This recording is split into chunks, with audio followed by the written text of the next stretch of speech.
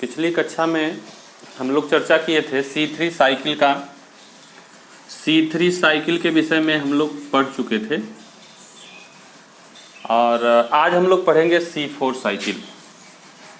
C4 cycle तो C4 cycle जो होता है वह C3 साइकिल से ही चलता है।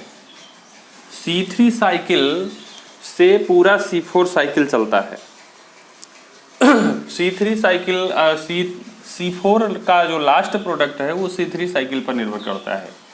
अब C3 साइकिल इसे क्यों कहते थे, इसके पिछले क्लास में मैंने चर्चा किया था कि C3 साइकिल में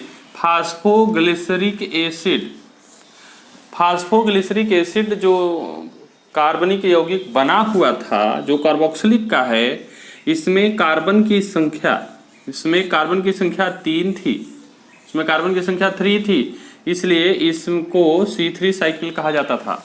अब अगर इसी प्रकार अगर C4 साइकिल की बात करें तो C4 साइकिल में अभी हम आपको दिखा रहे हैं कि जो एक कंपाउंड बन रहा है उसमें कार्बन की संख्या 4 है, इसलिए इसको C4 साइकिल कहते हैं। तो अब देख लेते हैं C4 साइकिल क्या है। तो C4 साइकिल की बात करेंगे तो इसमें C4 साइकिल में जो पहला जो प्रोडक्ट है C4 साइकिल का pyruvic acid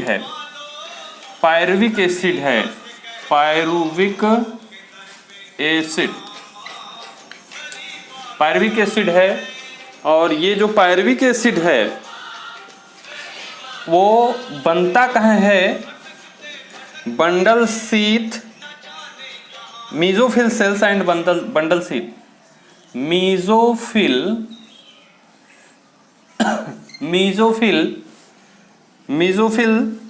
cell and bundle sheath में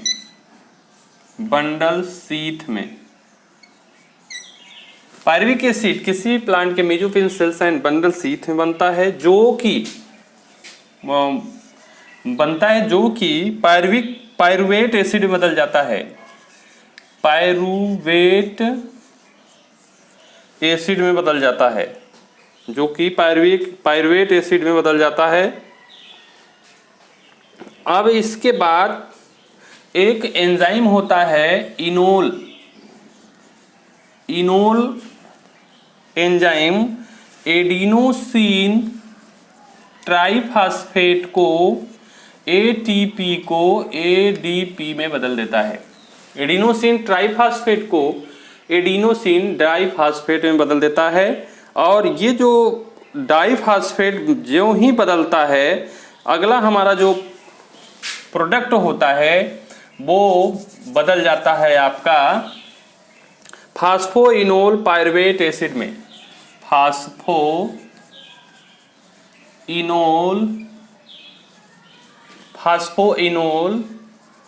पायरुवेट एसिड में। फास्फोइनोल पायरुविक एसिड जो है वायुमंडलीय कार्बन डाइऑक्साइड को एक्सेप्ट करता है। वायुमंडलीय कार्बन डाइऑक्साइड को एक्सेप्ट करके कार्बोक्सिलेज में बदल जाता है। कार्बोक्सिलेज में बदल जाता है।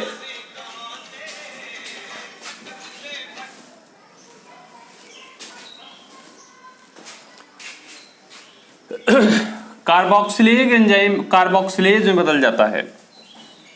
ये कार्बोक्सिलेज जो होता है पुनः ऑक्सैलो एसिटिक एसिड में बदल जाता है। ऑक्सैलो एसिटिक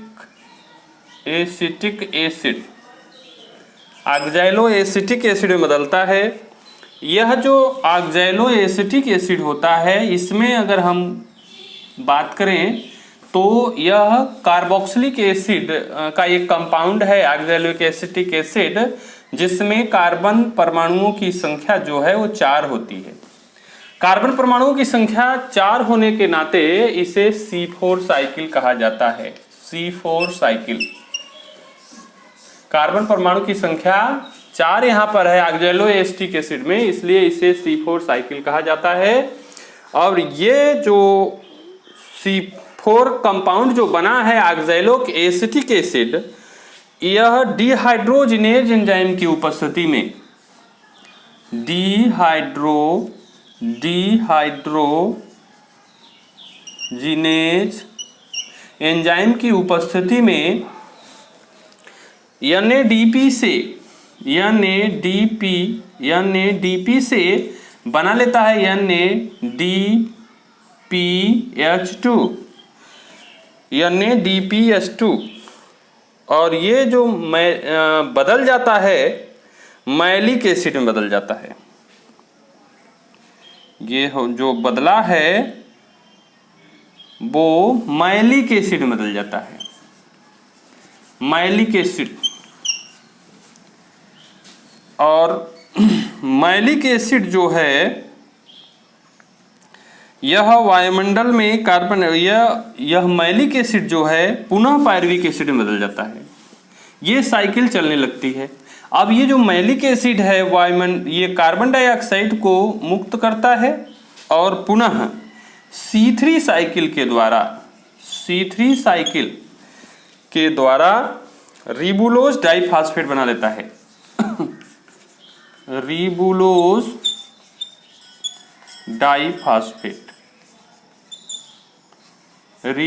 डाइफॉस्फेट, यानी C4 साइकिल के साथ साथ C3 साइकिल भी चलती रहती है।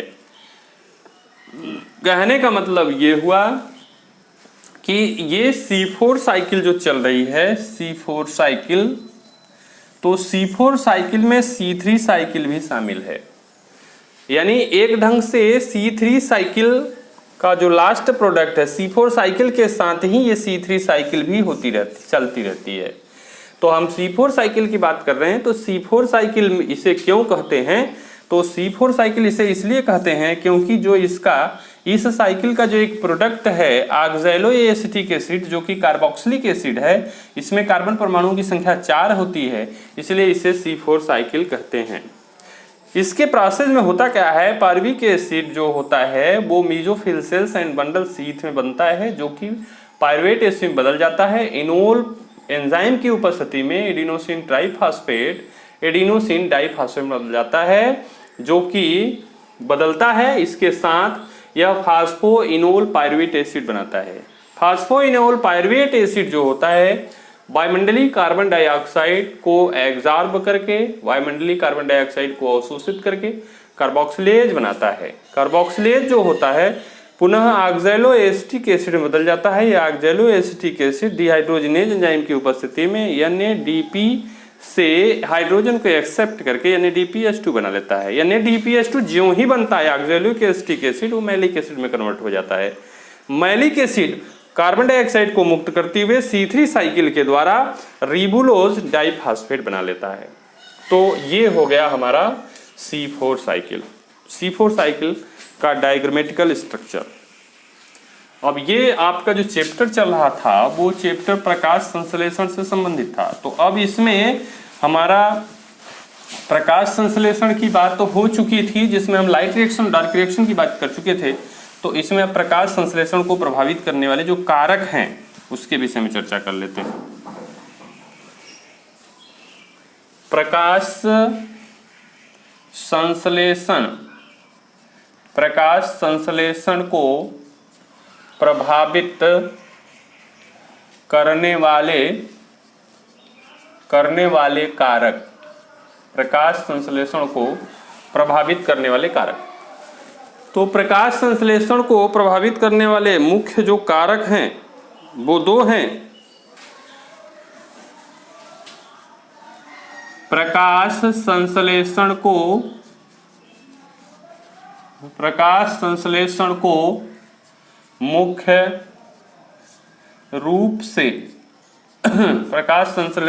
मुख्य रूप से दो कारक प्रभावित करते हैं। दो कारक प्रभावित करते हैं। प्रकाश संश्लेषण को मुख्य दो कारक प्रभावित करते हैं। पहला कारक आपका है बाह्य कारक, बाह्य कारक एक्सटर्नल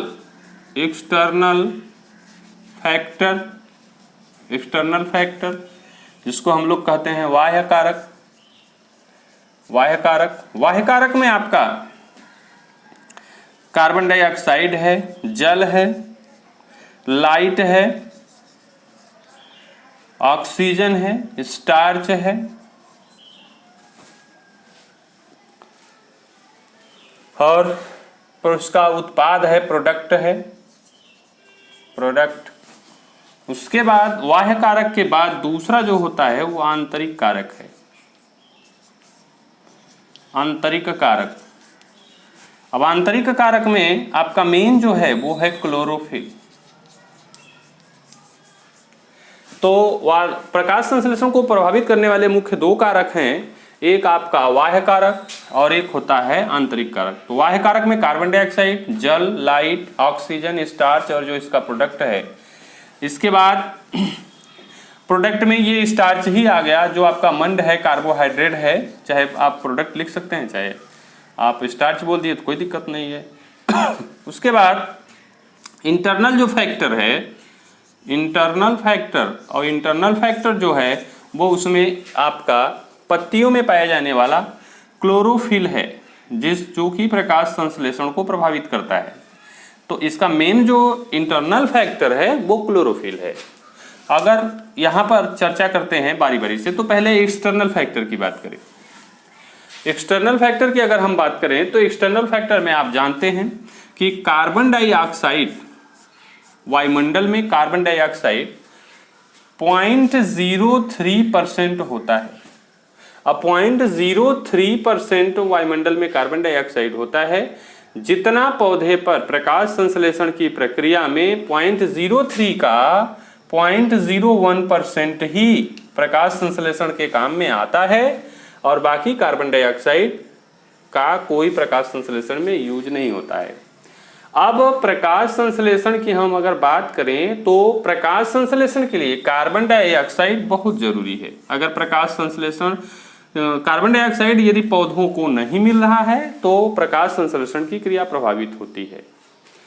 जल की अगर बात करें तो संपूर्ण जल का केवल 1% ही प्रकाश संश्लेषण के काम में आता है और सारा जल पौधे इवापोरेशन के द्वारा, ट्रांसपायरेशन के द्वारा अपने अंदर जो एब्जॉर्ब जल होता है उसको मुक्त करता है।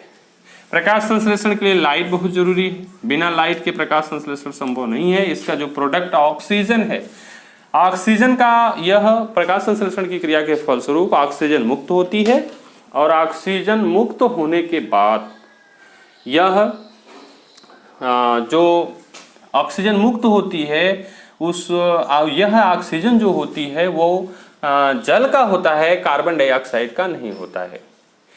और स्टार्च जो इसका मेन प्रोडक्ट है, स्टार्च कार्बोहाइड्रेट की प्रक्रिया में यदि इसको किसी भी हरे पौधे को प्रकाश संश्लेषण के लिए अगर फेवरेबल कंडीशन मिल रही है, अनुकूल परिस्थितियां मिल रही है, उचित मात्रा में उसको कार्बन डाइऑक्साइड, जल, लाइट और क्लोरोफिल अगर मिल रहा है तो प्रकाश संश्लेषण की प्रक्रिया की जो दर होगी वो तीव्र गति से होगी, यानी कार्बोहाइड्रेट, स्टार्च, मंड का निर्माण आपका तेजी से होगा। यानी प्रकाश संश्लेषण की दर बढ़ने पर स्टार्च की मात्रा भी बढ़ेगी।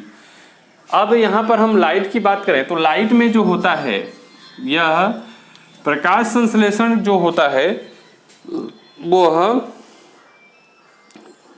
सबसे ज्यादा जो प्रकाश संश्लेषण होता है वो आपका नीले प्रकाश, लाल प्रकाश में होता है। सबसे ज्यादा प्रकाश संश्लेषण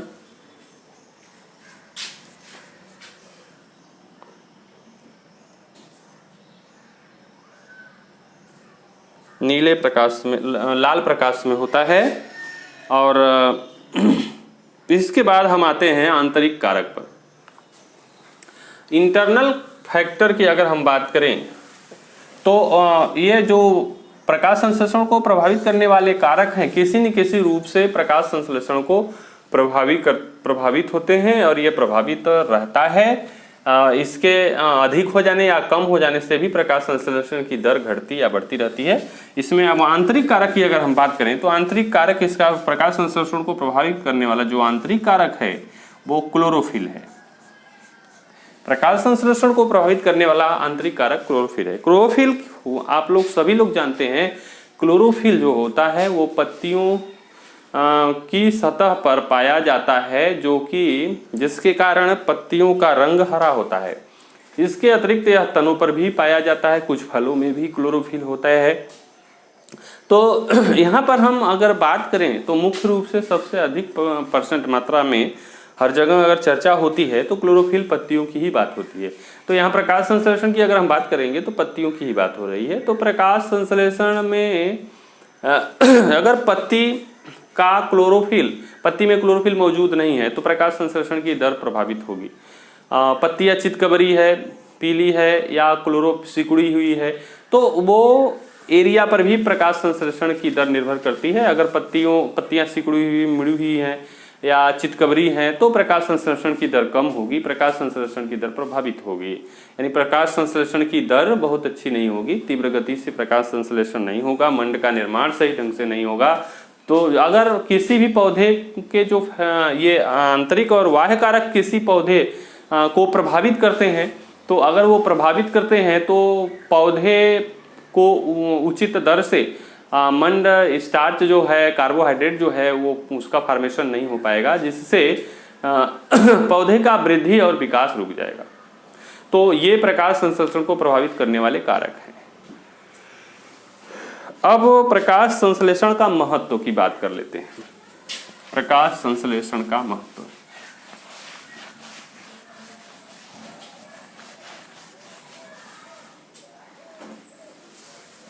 प्रकाश संश्लेषण का महत्व, प्रकाश संश्लेषण का महत्व। तो प्रकाश संश्लेषण की महत्व की बात करें तो यहाँ पर पहला है मुख्य महत्व प्रकाश संश्लेषण के तो और भी हैं, लेकिन मुख्य यहाँ पर दो हैं। वायुमंडल का शुद्धिकरण और दूसरा है खाद्य पदार्थों का निर्माण। ये दो फैक्टर प्रकाश संश्लेषण का सबसे महत्वपूर्ण ये बात दो भाग हैं। प्रकाश संश्लेषण के महत्व में अगर हम चर्चा करें तो इसके प्रकाश संश्लेषण का सबसे ज्यादा इंपॉर्टेंस वायुमंडल का शुद्धिकरण है। अगर प्रकाश संश्लेषण की क्रिया हो रही है तो आप जानते हैं कि प्रकाश संश्लेषण में यूज होता है, प्रकाश संश्लेषण में यूज होता है जल और कार्बन डाइऑक्साइड। तो यहाँ कार्बन डाइऑक्साइड की हम अगर बात करें तो प्रकाश संश्लेषण में वायुमंडल जो है वो वायुमंडल में कार्बन डाइऑक्साइड की मात्रा 0.03% है। संपूर्ण इस पूरे ब्रह्मांड में वायुमंडल में 0.03% कार्बन डाइऑक्साइड, तो 0.03% कार्बन डाइऑक्साइड से ही आप देख रहे हैं कि कितना वातावरण दूषित हो रहा है, कितना ढेर सारे रोग पैदा हो रहे हैं, पर्यावरण का बैलेंस बिगड़ता जा रहा है। तो यहाँ पर 0.03% का ये जो वायुमंडल में कार्बन डाइऑक्साइड होता है वो कार्बन डाइऑक्साइड प्रकाश संश्लेषण में यूज होता है। और प्रकाश संश्लेषण में कार्बन डाइऑक्साइड का यूज होता है और जो कि प्रकाश संश्लेषण में कार्बन डाइऑक्साइड यूज हो रहा है और प्रकाश संश्लेषण की क्रिया के बाद ऑक्सीजन मुक्त हो रहा है। तो इससे वायुमंडल में जितने भी हरे पौधे हैं सब अपना भोजन भी बना ले रहे हैं, कार्बन डाइऑक्साइड का यूज भी हो रहा है और ऑक्सीजन रिलीज कर रहे हैं। और ऑक्सीजन जब रिलीज वो कर रहे हैं तो वातावरण का बैलेंस बना हुआ है, क्योंकि प्रत्येक जीवधारी ऑक्सीजन के द्वारा जीवित है और वो जो संपूर्ण हरे पौधे हैं वो प्रकाश संश्लेषण की क्रिया में कार्बन डाइऑक्साइड का यूज कर रहे हैं, जो अन्य जीव जंतुओं के लिए हानिकारक है, विभिन्न प्रकार के रोग पैदा कर रहा है। तो इस तरह से एक तरह से हम समझें तो पौधे और जीव जंतु एक दूसरे पर निर्भर हैं। पौधे कार्बन डाइऑक्साइड का यूज करके अपने प्रकाश संश्लेषण की प्रक्रिया में अपने भोजन का निर्माण करता है, तो वह वहाँ पर उसके लिए इम्पोर्टेंस है, उसके लिए इम्पोर्टेंट है।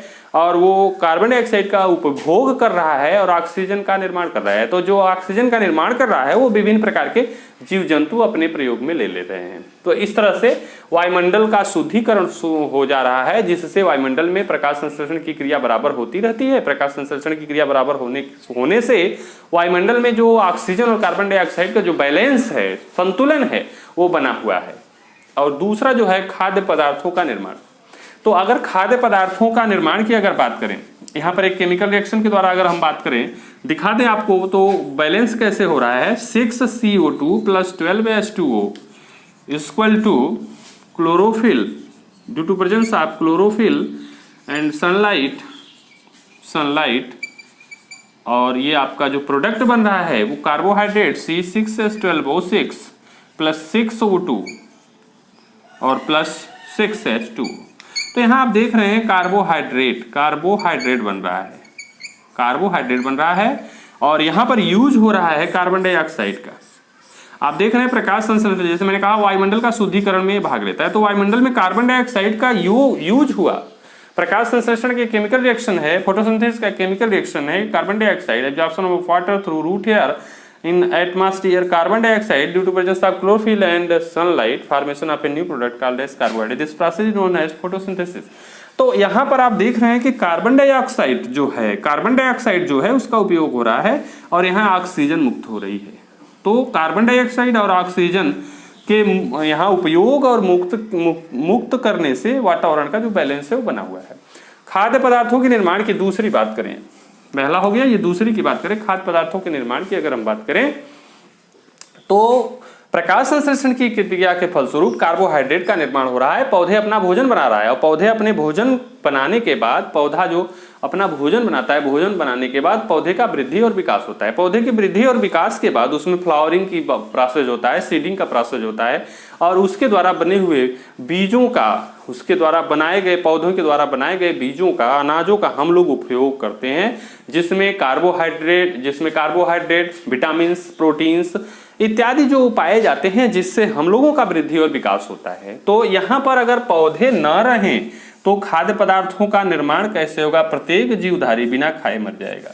तो अब कार्बोहाइड्रेट से ही प्रोटीन और वसा का निर्माण होता है। जब पौधे का फ्लावरिंग होता है, सीडिंग होता है, सीड का हम लोग यूज करते हैं, मनुष्य यूज करता है या कोई भी जीव जंतु उसका उपयोग करता है, तो वहां पर बना हुआ जो कार्बोहाइड्रेट है उसका उपयोग करता है। तो कार्बोहाइड्रेट से वो वसा बनता है, कार्बोहाइड्रेट से ही प्रोटीन का निर्माण होता है। तो इस तरह से विभिन्न प्रकार के खाद्य पदार्थों का निर्माण होता है, जिससे प्रत्येक जीवधारी जीवित रहता है। खाद्य पदार्थों का सेवन करके वो जीवित रहता है, जिससे उसका वृद्धि और विकास होता रहता है।